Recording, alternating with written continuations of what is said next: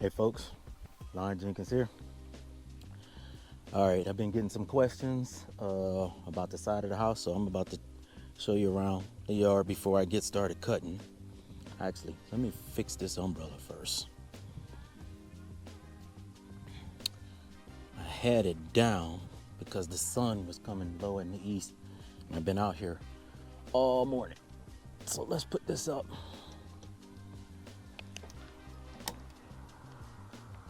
Oh yeah, there we go. That's better. Come out here and have lunch later.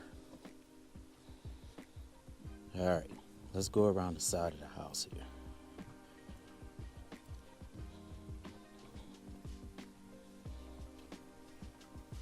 While we're over here, look at this grass, man. This stuff is looking good.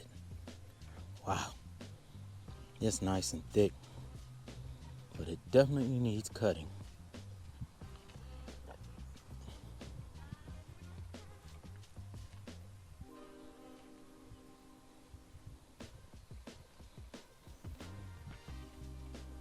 Let's look at this first hydrangea here. People were asking me about it. So, let's see. I leave my tags on. So, what do we have down in here? This is called a hydrangea little lime punch. This plant is one plant. It goes from here all the way over to here. Now let me show you something. That plant started at this size because this is the exact same plant. So in other words, this thing just spreads. So that's what you have here. This is probably from here to here over 5 feet. It doesn't grow as high or tall. So if you want a low growing type of hydrangea, this isn't bad. Now let's look at this one. This one gets the honeybees. As you notice, there's not many honeybees or any bees here. But look at Mr. Honeybee right there. He's going to town. He won't bother you. You don't bother him, he won't bother you. Honeybees aren't hornets. All right. Now this little puppy is, but it gets taller. All right. I think they call it a climbing hydrangea. And it's really nice. This one is probably 4.5 feet, close to 5 feet. Give you a little layout of it. It goes from right there to right there. It's got these white little petals on it, and the bees love it. The honeybees love it. Honeybees won't touch you if you don't bother them. But those hornets, they'll tear your ass up. Now this right here, I believe, is the same thing.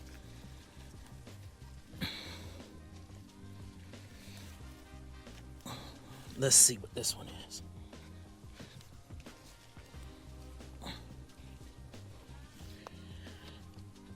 This is called a bobo hydrangea. Looks like that one, but it doesn't climb. A bobo. We'll look that up. I'll put it in the notes for you so you can see it. Again, this is the same as the one down there in the beginning.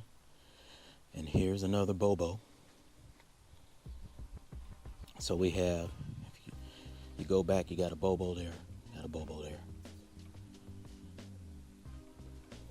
That's an endless summer.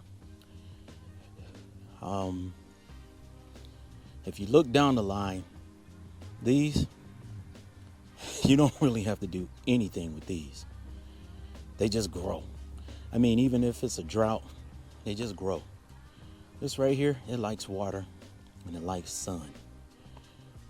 But even if it doesn't get as much water as it wants, it still grows pretty hardy.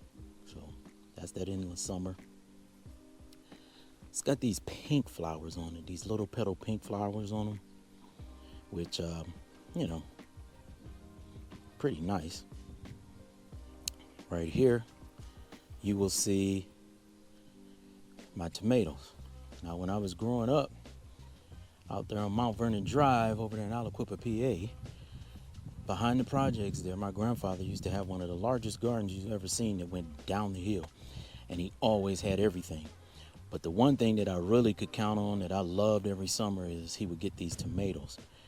Bring the tomatoes in. My grandmother would cut up tomatoes, cucumbers, salt, pepper, vinegar.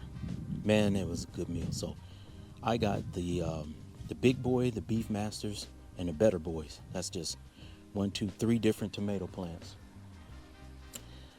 As you can see, I got started on them a little late, and everything was growing about 10 to 14 days later this year. It was just so much rain and not enough sun, but they're coming on strong now.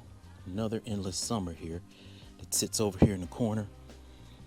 Definitely a nice plant.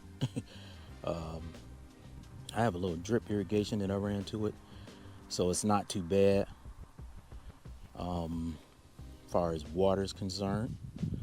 But, you know, it's pretty nice.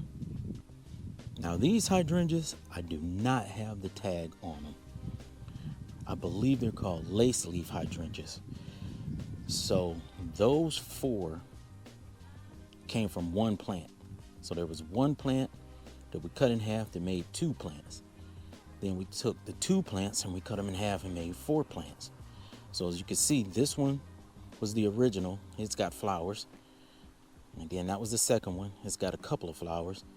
Then this one only has 1, and this one has nothing. But they are beautiful plants. Beautiful plants. Next year I expect a lot of nice flowers on there. So there you have it. People were asking, you know, hey, let me see the side of your house. So we're going down the side. I'm gonna give you a little update probably in 3 or 4 weeks, but you will see that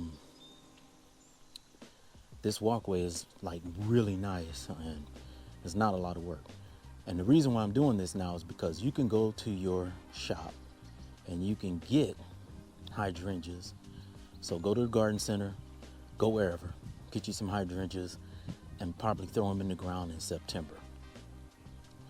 And next year you'll have something. Obviously they may not be this big, but you will have some beautiful stuff because that's the best time to plant those. Now I like mine to grow out 6 to 8 inches over the walkway. I just like it that way. And so I'll cut them back just a little bit in the fall. Next spring they'll come out really nice. So there you have it. That's the side of the house.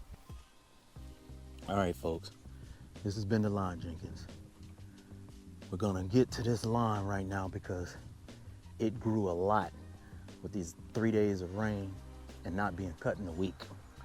Plus, I got back from Jamaica and, you know, just haven't been able to get out here as much. Had other things going on.